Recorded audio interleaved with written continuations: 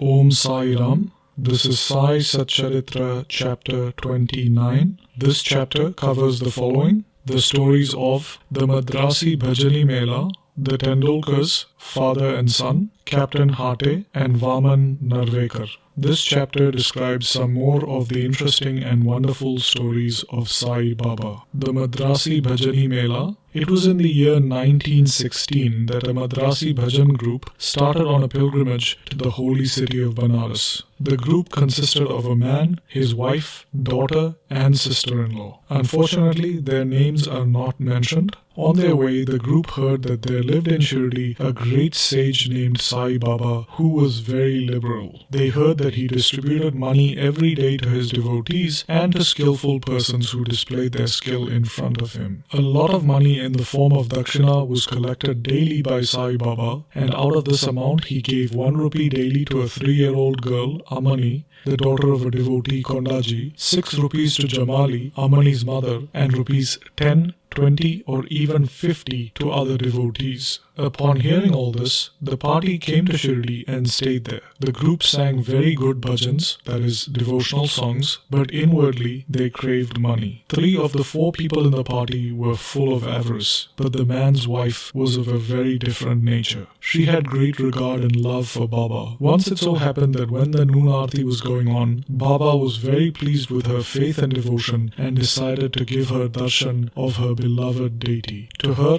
Baba appeared as Rama. On seeing her beloved deity, she was greatly moved. Tears began to flow from her eyes and she clapped her hands with joy. The people around her began to wonder about the cause of her sudden joyful mood, but were unable to guess its cause. Later in the afternoon, she disclosed everything to her husband. She told him how she saw Sri Rama in place of Sai Baba. He thought that she was very simple and devout, and her seeing Rama might be a hallucination. He made fun of her, saying that it was not possible that she alone would see Rama while everyone else saw Sai Baba. She did not resent this remark, as she was fortunate enough to receive similar visions when her mind was calm and composed and free from avarice. The wonderful vision. One night, the husband had a wonderful dream. He was in a big city and the police there had arrested him, tied his hands with a rope and put him in a cage. As the police were closing the door, he saw Sai Baba standing on the other side of the cage. On seeing Baba so close, he said in a plaintive tone, "Hearing of your fame, I came to your feet, and why then should a calamity befall me when you are standing here in person?" Baba said, "You must suffer the consequences of your actions." The man answered, "I have not done anything in this life which would bring such misfortune on me." Baba said, "If not in this life, you must have committed some sin in your past life." He replied, "I do not know anything about my past life, but assuming that I did commit some sin, shouldn't it be burnt and destroyed in your presence, just as dry grass is burnt by fire?" Baba said, "Have you got such faith?" "Yes," said the man. Baba then asked him to close his eyes. As soon as he shut his eyes, he heard the thumping sound of something falling, and upon opening his eyes, he saw that he was free and that the policemen had fallen down and were bleeding. Rather frightened, he began to look at Baba, who said, "Now you are truly caught, and officers will come and arrest you." Then the man begged Baba, "There is no other savior except you. Please save me somehow." Then Baba asked him to close his eyes again. He did so, and when he opened them, he saw that he was free, out of the cage, and that Baba was by his side. He then fell at Baba's feet. Baba asked him, "Is there any difference between this namaskar and your previous ones? Think about it carefully and reply." The man replied, "There is a lot of difference. My former namaskaras were offered with the aim of getting money from you, but the present namaskar is one offered to you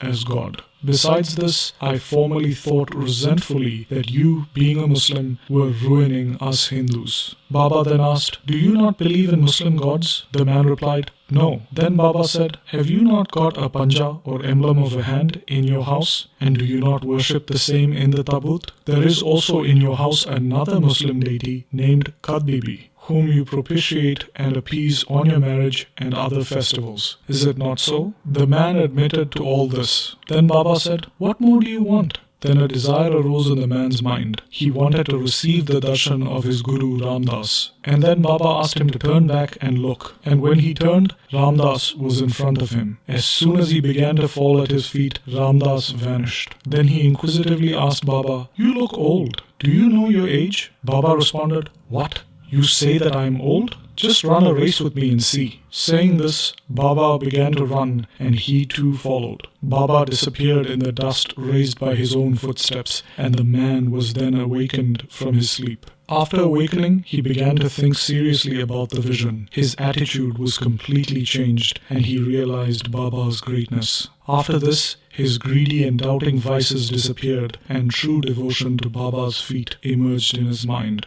The vision was a mere dream, but the questions and answers therein were very significant and interesting. The next morning, when all the devotees were assembled in the masjid for the arti, Baba gave the man as prasad sweets and 2 rupees from his pocket, and blessed him. He made him stay there for a few more days and gave him his blessings, saying, "Allah, or God, will give you plenty, and He will take care of you." He did not get any more money there, but he got far better things, Baba's blessings, which served him well for the rest of his life. The group got plenty of money afterwards, and their pilgrimage was successful, as they did not suffer any trouble or inconvenience during their journey. They all returned home safe and sound, thinking of Baba's words and blessings and the bliss they had experienced by his grace. This story illustrates one of the methods which Baba used in some cases to improve and reform his devotees. The Tendulkar family. The Tendulkar family lived in Bandra, a suburb of Bombay. The entire family was devoted to Baba. Mrs. Savitribai Tendulkar wrote and published a Marathi book named Shri Sai Satcharitra, which describes the Leelas of Baba. It is a book worth reading by those who are interested in Baba. The son, Babu Tendulkar, was studying hard day and night and wanted to appear for the medical entrance examination. He consulted a few astrologers in this regard. Upon examining his horoscope, they told him that the stars were not favorable that year and that he should appear for the examination next year, when he would certainly be successful. This cast gloom over him and made him anxious and restless. A few days after this, his mother went to Shirdi and met Baba. Among other things, she mentioned the gloomy and morose condition of her son, who was to appear for the examination in a few days. Hearing this, Baba said to her, "Tell your son to believe in me. Throw aside horoscopes and predictions of astrologers and palmists and go on with his studies. Let him appear for the examination with a calm mind. He is sure to pass this year. Ask him to trust in me and not get disappointed." The mother returned home and communicated Baba's message to her son. Then he studied hard and in due course appeared for the examination. In the written papers, he did well, but being overwhelmed by doubt, he thought that he would not secure enough marks to pass. So he did not bother to appear for the verbal examination. But the examiner was persistent. He sent word through a fellow student stating that he had passed in the written examination and that he should appear for the verbal part. The son, being thus encouraged, appeared for the verbal examination and was successful in both. Thus, he got through the examination successfully that year by Baba's grace, though the stars were supposedly aligned against him. It is to be noted here that doubts and difficulties surround us just to move us and confirm our faith. Difficulties test our faith. It is only if we steadily hold on to Baba with full faith and continue our endeavors that our efforts will ultimately be crowned with success. The father of this boy, Raghunath Rao, was working in some foreign mercantile firm in Bombay. As he grew old, he was not able to attend to his work properly, and so he had to take leave and rest. As he did not improve during the period of leave, a further extension of leave or retirement from service was inevitable. The manager of the firm decided to retire him on a pension, as he was an old and reliable employee. Thus, the manager was considering the amount of pension to be paid. He was making 150 rupees a month, and his pension, half the amount, that is, 75 rupees, would not have been enough to meet the expenses of the family. So they were all anxious about this matter. 15 days before the final settlement, Baba appeared in Mrs. Tendulkar's dreams and said, "I wish that 100 rupees be paid as pension. Will this satisfy you?" She replied,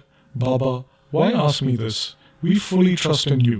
Though Baba said 100 rupees, he was given 10 rupees more, that is 110 rupees, as a special case. Such was Baba's wonderful love and concern for his devotees. Captain Hate. Captain Hate, a resident of Bikaner, was a great devotee of Baba. Baba appeared to him in his dreams and said, "Have you forgotten me?" Hate then immediately held Baba's feet and replied, "If a child forgets his mother, how could it be saved?" Then Hate went into the garden, plucked fresh walpapdi vegetables, and after arranging for Shriddha, that is, ghee, wheat flour, dal, etc., and dakshina, was about to offer all this to Baba. Suddenly he was awakened and came to know that the whole thing was a dream. Then he decided to send all these things to Baba at Shirdi. When he went to Gwalior a few days later, he sent 12 rupees by money order to a friend, with instructions that 2 rupees should be spent in buying Shriddha and walpapdi vegetables, and these should be offered to Baba with 10 rupees as dakshina. The friend went to Shirdi and purchased all the other things mentioned, but the walpapdi vegetables were not easily available. However, a woman suddenly turned up with a basket on her head, which curiously enough contained the vegetables. They were purchased, and then all these things were offered to Baba on behalf of Captain Hate. Mr. Nemonkar prepared the Naivedya, that is rice and walpapdi vegetables, the next day, and offered it to Baba.